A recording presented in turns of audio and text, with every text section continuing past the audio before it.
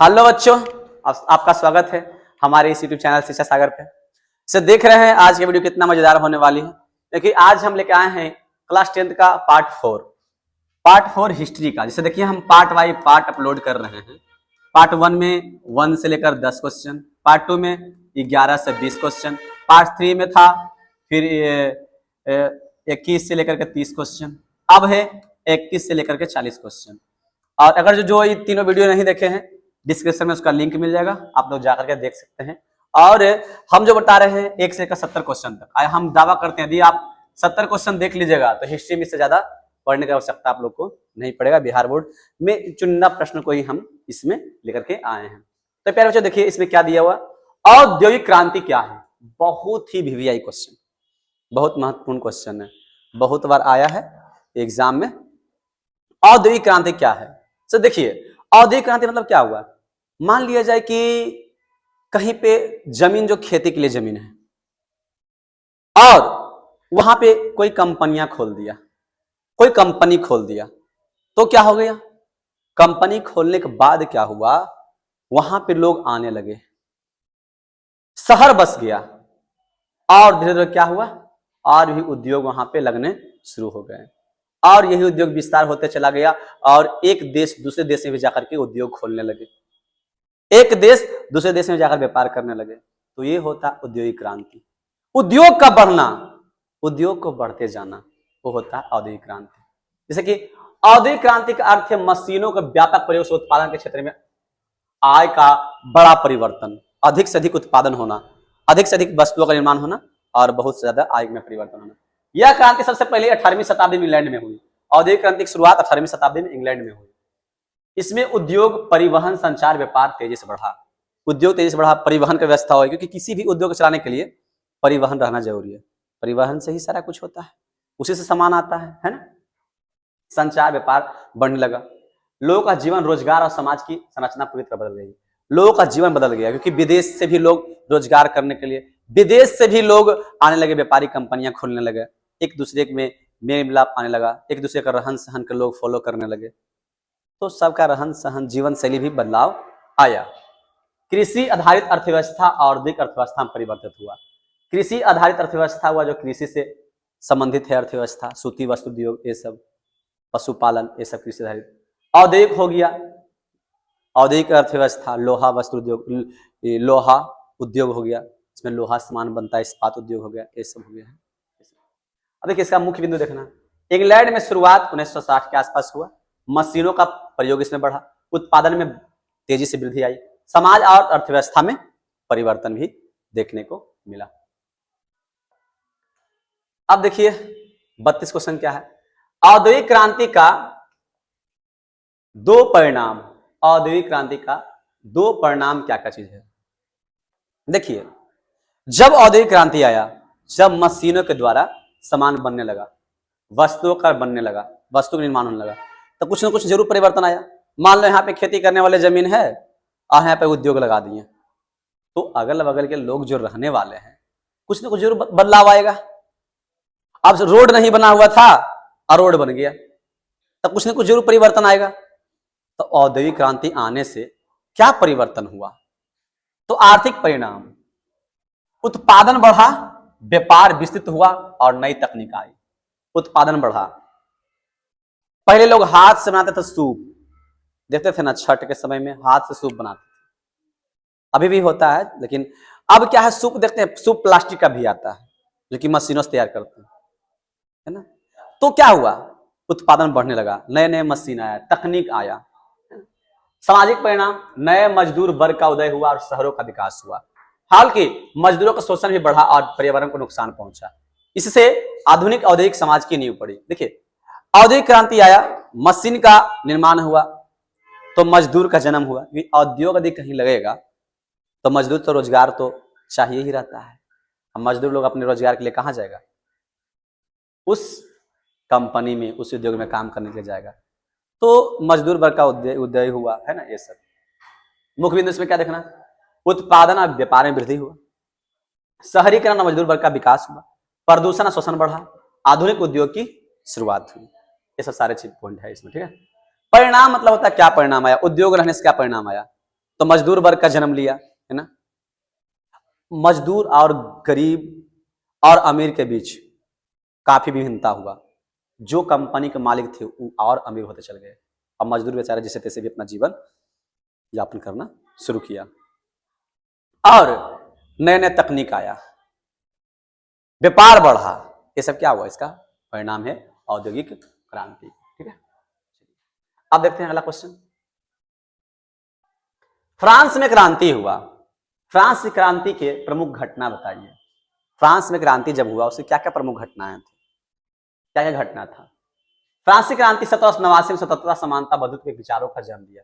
जब फ्रांस की क्रांति 1789 में हुआ तो स्वतंत्रता आया, फ्रांस एक स्वतंत्र राष्ट्र बनकर उभरा, लोगों में समानता आया, बंधुत्व की भावना आया और गणराज्य की स्थापना हुआ, लोकतंत्र की स्थापना हुआ। लोग जो वयस्क थे अपने से क्या करने लगे, सरकार को चुनने लगे। तो ये लिखा, वास्तिले किला का पतन हुआ 14 जुलाई 1989 में। मानव अधिकार घोषणा पत्र प्रकाशन हुआ जिसमें मानव अधिकार के बारे में जिक्र किया गया। राजा लुई 16वें का अंत किया जो कि एक निरंकुशवादी राजा था। गणराज्य की स्थापना माने लोकतंत्र की स्थापना हुआ। इस घटनाओं ने यूरोप और विश्व में लोकतंत्र की लहर दौड़ाई। फ्रांस एक बहुत शक्तिशाली राज्य बनकर उभरा जो यूरोप के साथ साथ अन्य देशों में भी उसके स्वतंत्रता के बारे में पता चला और प्रभाव पड़ा। मुख्य बिंदु 1789 में क्रांति की शुरुआत हुआ, वास्तिल का पतन हुआ, मानव अधिकार की घोषणा हुआ, लोकतंत्र का प्रसार हुआ। ठीक है, अब देखते हैं हम लोग, आते हैं अगला क्वेश्चन क्या है। फ्रांस में क्रांति जब हुआ तो उसका कुछ न कुछ कारण था। कोई भी क्रांति होता है, कोई भी लड़ाई झगड़ा होता है, लड़ाई झगड़ा क्या होता है, अपने मतलब कि मन किया चलो उससे जाकर लड़ जाओ, ऐसे थोड़ी होता है। लड़ाई कैसे होता है, कुछ ना कुछ कारण होता है। कारण होता है तो भाई अपना झोटा झोटी होने का चालू हो जाता है, लड़ाई होना शुरू हो जाता है, होता है ना। तो ये सब होता है। तो फ्रांसीसी क्रांति का प्रमुख कारण क्या था, सामाजिक असमानता। समाज को 3 वर्गों में बांटा गया था, पहला, दूसरा और विशेषाधिकार प्राप्त थे, जबकि तीसरा वर्ग करों को बोझ से दबा हुआ। सामाजिक असमानता था, समाज का बंटवारा हो गया था, समाज 3 वर्ग में बटा हुआ था। पहला था कुलीन वर्ग, सब पादरी लोग थे और भी व्यापारिक लोग थे, बड़ा उद्योगपति थे। दूसरा वर्ग था मध्यम वर्ग, इसमें वकील, शिक्षक, ये सब हो गया। और तीसरा जो था आम मजदूर था, गरीब लोग था, आम किसान था, तो ये सब था। तो सामाजिक असमानता था। प्रथम वर्ग के पास विशेष अधिकार था, दूसरा वर्ग जैसे तैसे अपना जीवन काट ही रहा था, लेकिन तीसरा वर्ग जो था किसान लोग, मजदूर लोग, बेचारे कर के बोझ से बहुत दबे हुए थे। इतिहास गवाह है, जब जब किसी गरीब पर अत्याचार हुआ है तो अत्याचार जो करता है उसका पतन तय होता है। फ्रांस में क्रांति भी ये जो शुरू किया आम गरीब मजदूर लोगों ने शुरू किया। आर्थिक संकट, राजा लुई 16वें की फिजूल खर्ची या युद्ध के कारण राज्य कर्ज में डूब गया। इन कारणों से जनता ने विद्रोह किया। राजा 16वें जो बड़ा ही अयासी राजा था, फिजूल खर्ची करता था, जो कुलीन वर्ग के साथ, प्रथम वर्ग के साथ मिल जाता था और उसके साथ संपत्ति, देश की संपत्ति उड़ा दिया। और दूसरे देश से जब युद्ध हुआ तो उसमें फ्रांस की हार हुई। फ्रांस की हार हुई तो भाई युद्ध करने के बाद कुछ न कुछ संपत्ति तो खर्चा होगा। संपत्ति नहीं था, देश का अर्थव्यवस्था गड़बड़ा गया, महंगाई बढ़ गई। महंगाई बढ़ी तो क्या हो गया, क्रांति हुआ, ये सब चीज हुआ। मुख्य बिंदु क्या देखना, सामाजिक अन्याय हुआ, करों का बोझ से दब गया था आम किसान मजदूर। राजा की फिजूल खर्ची, जनता ने फिर क्या कर दिया, विद्रोह करना शुरू कर दिया। अब देखिए प्यारे बच्चों, यही है चंपारण आंदोलन का महत्व लिखिए। हम बताए थे पिछला, जब मेरा वीडियो देखिएगा उसमें हम बताए थे क्या कि चंपारण आंदोलन जो शुरू हुआ था वो किसके नेतृत्व में शुरू हुआ था, महात्मा गांधी के नेतृत्व में। महात्मा गांधी जब दक्षिण अफ्रीका से 1915 ईस्वी में लौट करके भारत आए तो वो पहुंचे कहां, चंपारण। 1917 ईस्वी में कहां गए, चंपारण गए। चंपारण में गए तो देखे कि वहां किसानों पर अंग्रेज लोग अत्याचार कर रहे हैं, जबरदस्ती नील का खेती करवा रहे हैं, नील खेती जबरदस्ती करवा रहे हैं, लेकिन उसके बदले में उसको पैसा बहुत ही कम दे रहा। और नील खेती करवाने से क्या होता था, भूमि बंजर हो जाता था, खदान फसलें, खाने वाले फसलें की कमी होने लगा, किसान करके बोझ से दबने लगे, धन के लाले पड़ गए, खाने कमी हो गया। ये सब घटनाएं कारण आए गांधी, अल्लाह दिए आंधी, तो ये सब चीज हुआ। तो यही कहता है चंपारण आंदोलन का महत्व। चंपारण आंदोलन 17 बिहार में गांधी जी का पहला सत्याग्रह था। यह आंदोलन नील की जबरन खेती के खिलाफ हुआ, किसानों से कम दाम पर नील उगाया जाता था। गांधी जी के नेतृत्व में यह अन्याय समाप्त हुआ और किसानों को स्वतंत्रता मिली, किसानों अधिकार दिलवाया। यह आंदोलन भारत में सत्याग्रह और अहिंसा की नीति का आरंभ था। अहिंसा, महात्मा गांधी अहिंसा के माध्यम से चले, अहिंसा के माध्यम से सरकार के विरोध, अंग्रेजों के विरोध खिलाफ लड़ाई लड़ा और किसानों को न्याय दिलाया। मेन मुद्दे क्या देखना है इसमें, गांधी जी का पहला सत्याग्रह है। गांधी जी का पहला सत्याग्रह कौन था, चंपारण सत्याग्रह, चंपारण आंदोलन। नील खेती की जबरन खेती समाप्ति था, नील खेती जो करवाता था जबरदस्ती, उससे समाप्त हो गया, किसानों को न्याय मिला, अहिंसा का प्रभाव भी देखने को मिला कि अहिंसा से भी हम लोग अंग्रेज के खिलाफ युद्ध लड़ सकते हैं ना। ये सब समझ में आ रहा है ना तुम लोग को। चलिए अब देखना है क्या, गांधी जी द्वारा चलाए गए 3 प्रमुख आंदोलनों का नाम लिखिए। ऐसे गांधी जी तो बहुत ज्यादा आंदोलन किए थे, बहुत आंदोलन गांधी जी का चला, लेकिन प्रमुख आंदोलन 3 कौन कौन सा है, तो एक चंपारण आंदोलन, जहां अभी बता रहे थे 1917 ईस्वी में जो स्टार्ट किया किसानों के लिए। असहयोग आंदोलन 1920 ईस्वी में ब्रिटिश शासन के खिलाफ हुआ। भारत छोड़ो आंदोलन 1942 ईस्वी में पूर्ण स्वतंत्रता की मांग के लिए, है ना। इस आंदोलन ने देश को एकजुट किया और अंग्रेज शासन को कमजोर किया। गांधी जी के 3 आंदोलन था। तो मुख्य बिंदु क्या, चंपारण, असहयोग, भारत छोड़ो आंदोलन, अहिंसा और सत्याग्रह की नीति अपनाया, स्वतंत्रता की दिशा में महत्वपूर्ण कदम, ये सब युद्ध जो आंदोलन जो इनके लिए हुआ, है ना। अब देखिए अगला क्वेश्चन क्या है,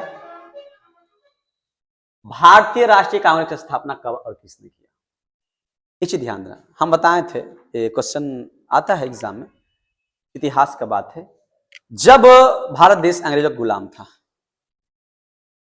जब भारत देश अंग्रेजों का गुलाम था, और उस समय अभी प्रेस, भारतीय प्रेस भी स्वतंत्र नहीं था, क्योंकि अगर जो अंग्रेज के खिलाफ जो छापता था ना, अंग्रेज क्या कर दिया, वर्नाकुलर एक्ट ला दिया, वर्नाकुलर एक्ट। अंग्रेज के खिलाफ जो छापता था उसको डायरेक्ट उसको जेल में डाल दिया। उसने बोला अंग्रेज के शासन के खिलाफ कुछ लिख नहीं सकता। तो क्या हुआ, 1800 भारतवासी अपने बात को अंग्रेज सरकार के सामने पहुंचाने के लिए सन 1885 ईस्वी में, सन 1885 ईस्वी में अखिल भारतीय कांग्रेस की स्थापना किया, भारतीय राष्ट्रीय कांग्रेस की स्थापना किया ए ह्यूम के नेतृत्व में,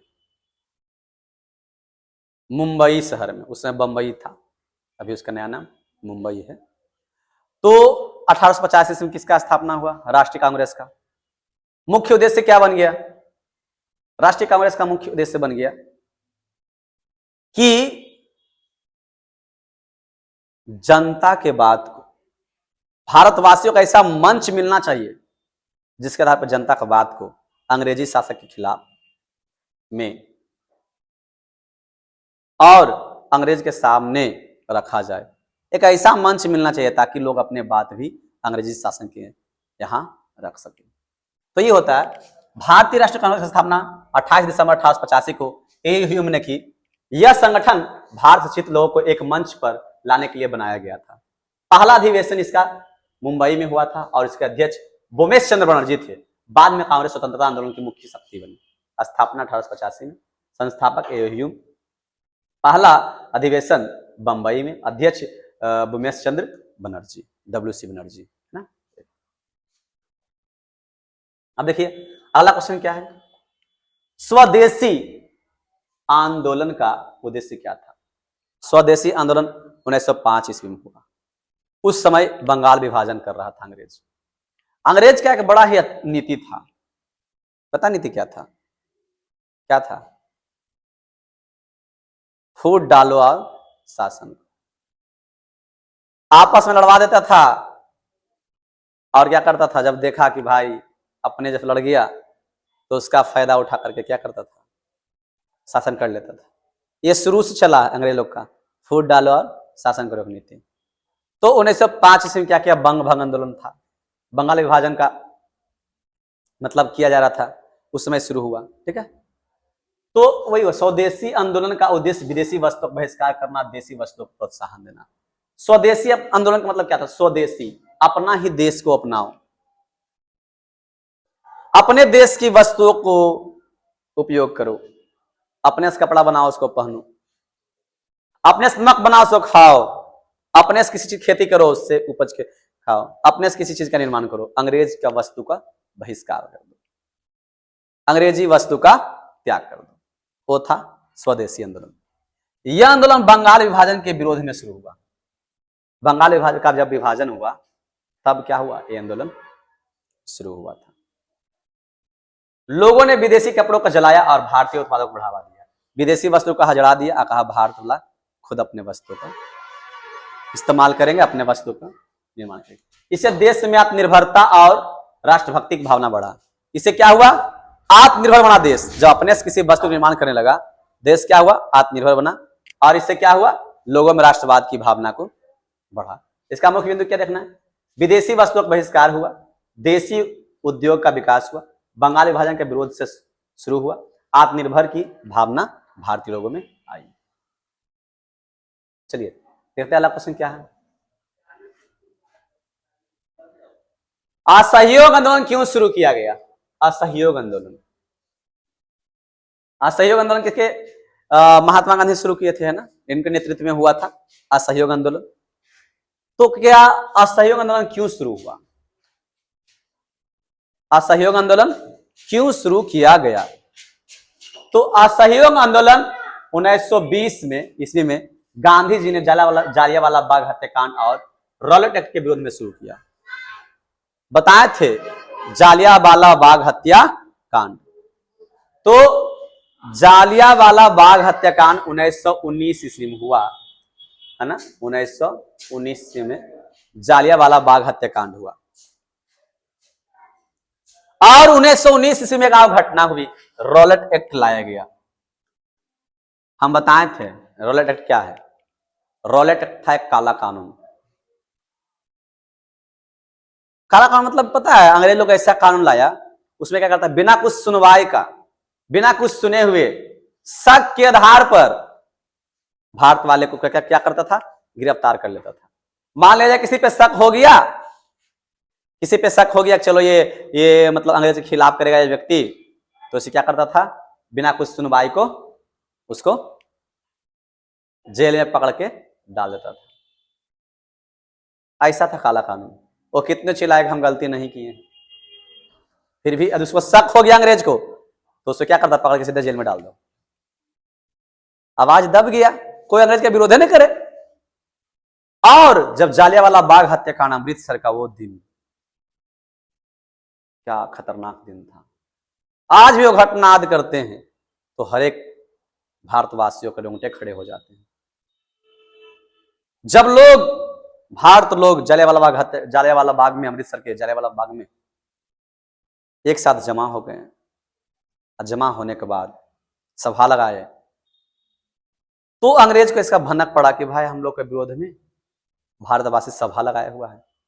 अंग्रेज लोग वो निहत्थे लोगों पर गोलियां चलाने का आदेश दे दिया। कितने लोग मारे गए, कितने लोग घायल हुए। वो घटना के विरोध में और रॉलेट एक्ट के विरोध में असहयोग आंदोलन महात्मा गांधी 1920 ईस्वी में लेकर के आए। इस आंदोलन का उद्देश्य ब्रिटिश शासन के साथ सहयोग न करना था। कहना असहयोग मतलब ब्रिटिश सरकार का अंग्रेजों के खिलाफ था, अंग्रेज का कोई भी सहयोग नहीं करेगा। लोगों ने सरकारी नौकरी, स्कूल, न्यायालयों का बहिष्कार किया। यह राष्ट्रीय एकता और अहिंसा का प्रतीक बना। असहयोग कहा कि जो भी सहयोग दे रहा, सरकारी नौकरी जो भी कर रहा अंग्रेज के यहां, सब छोड़ दो। सैनिक लोग अपना नौकरी छोड़ दिया, वकील लोग वकालत करना छोड़ दिए, डॉक्टर लोग डॉक्टरी करना छोड़ दिए, शिक्षक पढ़ाना छोड़ दिए, बोले हम स्वदेशी अपनाएंगे। ब्रिटिश सरकार के खिलाफ करना शुरू कर दिया, बोला कि सरकार का एकदम सहयोग नहीं करेंगे, किसी चीज में नहीं। यह बहुत बड़ा आंदोलन उभर करके सामने आया और यही स्वतंत्रता में बहुत बड़ी भूमिका निभाई। क्या हुआ? 1920 में आरंभ हुआ। एग्जाम में बहुत बार क्वेश्चन पूछा, क्वेश्चन में देखिएगा बहुत बार, असहयोग आंदोलन क्या है, असहयोग आंदोलन कब क्यों शुरू हुआ, असहयोग आंदोलन के मुख्य नेता कौन थे, असहयोग आंदोलन पर टिप्पणी लिखें, असहयोग आंदोलन को संक्षिप्त में बताएं। तो ये सब क्वेश्चन लिखना। चले वाला भाग और रोलर एक्ट का विरोध के लिए सरकारी संस्थाओं का बहिष्कार हुआ, अहिंसा आधारित आंदोलन था, है ना। अब क्या है, अगला क्वेश्चन क्या है, क्वेश्चन नंबर 40 क्या है? भारत छोड़ो आंदोलन का नारा किसने दिया था और कब? भारत छोड़ो का नारा गांधी जी, अंग्रेजों भारत छोड़ो, ऐसे भी देखते हैं ना, नारा क्या है? अंग्रेजों भारत छोड़ो, वही दिए थे। भारत छोड़ो आंदोलन का नारा महात्मा गांधी ने 8 अगस्त 1942 को मुंबई में दिया था, भारत छोड़ने के लिए। इसको भारत छोड़ो आंदोलन भी कहते हैं क्या? यह आंदोलन ब्रिटिश शासन को भारत से पूरी तरह हटाने का मांग के लिए था, पूर्ण स्वराज की मांग था। बोला पूरी तरह से अंग्रेज यहां से चले जाओ, भारत को छोड़ दो। उतना दिन शासन किया है, अब तो जान छोड़िए देश का, अब तो आजाद करिए। तो हुआ अंग्रेजों भारत छोड़ो। गांधी जी इसका नारा दिया था, अंग्रेजों भारत छोड़ो। लोगों ने बड़ी संख्या में भाग लिया और स्वतंत्रता की लड़ाई तेज हो गई। सबके जुबान पर नारा आ गया, अंग्रेजों भारत छोड़ो। और अंततः अथक प्रयास के बाद सन 1947 में क्या हुआ? भारत देश आजाद। गांधी जी द्वारा 1942 में आरंभ हुआ अंग्रेजों भारत छोड़ो का नारा, पूर्ण स्वराज की मांग इसमें किया गया। आंदोलन ने आजादी को गति दी। तो इस प्रकार से प्यारे बच्चों, ये मेरा चौथा पार्ट जो है वो शुरू खत्म हो गया, पार्ट 4 जो है वो खत्म हो गया। अब नेक्स्ट वीडियो में आप लोग को बताएंगे क्वेश्चन नंबर 41 से 50 तक, और इसी प्रकार 70 वीडियो पूरा कंप्लीट कर देंगे। अगर जो मेरा वीडियो पसंद आ रहा है तो मेरे चैनल को सब्सक्राइब कर दिए और लाइक कीजिए, अधिक से अधिक लोगों के पास शेयर कीजिए, और ताकि मैं सारा सब्जेक्ट का वीडियो आप लोग के बीच लेकर आऊंगा और धीरे धीरे सही विषय कंप्लीट कर देंगे। तो आप लोग अगर जो सब्सक्राइब कीजिएगा तो मुझे इससे मोटिवेशन मिलता है और मैं आप लोग के लिए तरह तरह वीडियो लाने का कोशिश करूंगा। धन्यवाद।